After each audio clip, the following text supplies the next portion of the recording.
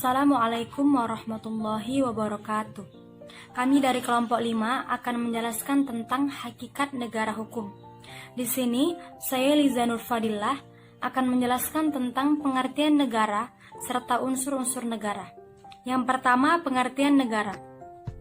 Menurut Robert M. McIver, negara merupakan asosiasi yang menyelenggarakan ketertiban suatu masyarakat dalam suatu wilayah.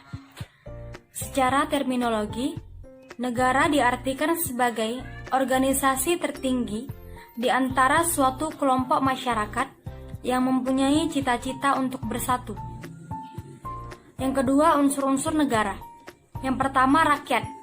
Rakyat adalah sekelompok manusia yang dipersatukan suatu rasa persamaan dan bersama-sama mendiami suatu wilayah tersebut.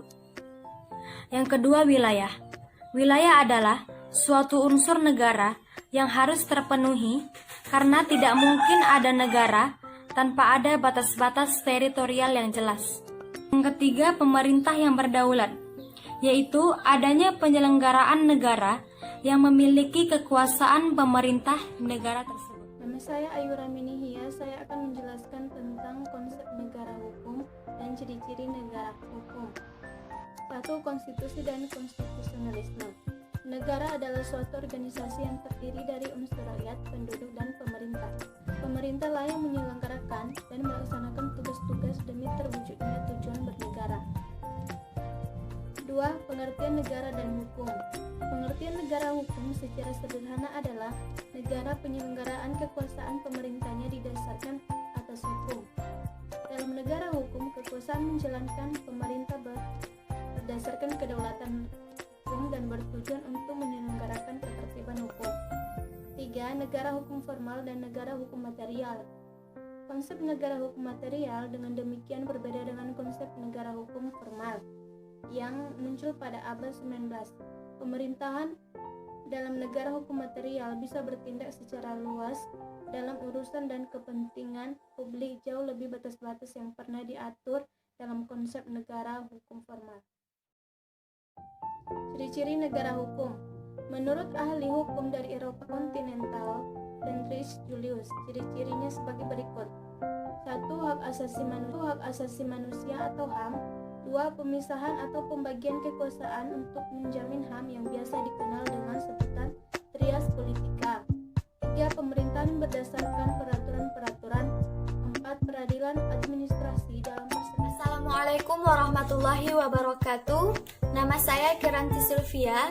Saya akan melanjutkan presentasi kami yang sebelumnya telah dipaparkan oleh teman saya, yaitu Ayu Raminihia dan Liza Nurfadillah. Baik, di sini saya akan menjelaskan tentang negara hukum Indonesia. Negara hukum Indonesia sendiri terbagi menjadi dua.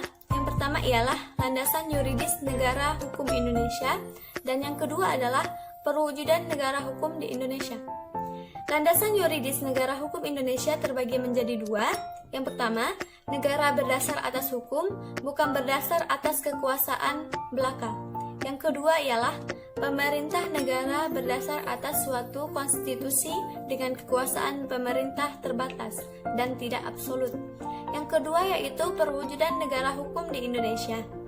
Konsep negara hukum di Indonesia dituangkan dalam konstitusi negara, yaitu Undang-Undang Dasar 1945. Sumber hukum terdiri dari sumber hukum tertulis dan sumber hukum tidak tertulis. Lalu yang selanjutnya adalah F. Politik Hukum Indonesia. Politik hukum Indonesia yang dimaksud di sini ialah kebijakan nasional mengenai hukum dan pembangunan hukum di Indonesia. Lalu sasaran politik hukum nasional.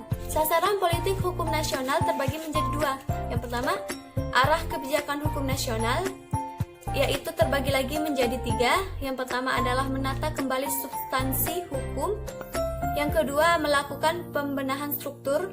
Yang ketiga, meningkatkan budaya hukum antara lain melalui pendidikan dan sosialisme. Lalu yang kedua, program pembangunan hukum nasional.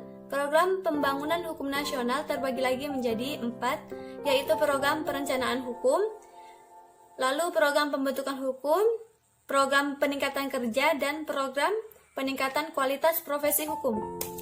Lalu yang selanjutnya adalah G, ruang lingkup hukum negara. Ruang lingkup hukum negara terbagi menjadi 3. Yang pertama ialah struktur umum dari negara sebagai organisasi. Yang kedua, badan-badan ketenegaraan yang mempunyai kedudukan dalam organisasi negara. Yang ketiga, pengaturan kehidupan politik rakyat. Lalu yang terakhir adalah I, mekanisme dalam sistem politik Indonesia. Mekanisme dalam sistem politik Indonesia terbagi menjadi 8. Namun di sini saya akan menyebutkan 5 di antaranya. Yang pertama adalah merupakan bentuk negara kesatuan dengan prinsip otonomi yang jelas. Yang kedua, bentuk pemerintah republik. Yang ketiga, parlemen. Yang keempat, pemilu diselenggarakan untuk memilih presiden dan wakil presiden. Yang kelima, kekuasaan yudikatif dijalankan oleh Mahkamah Agung dan badan peradilan di bawahnya. Baik, cukup di sini presentasi dari kami. Atas segala kekurangan kami memohon maaf. Assalamualaikum warahmatullahi wabarakatuh.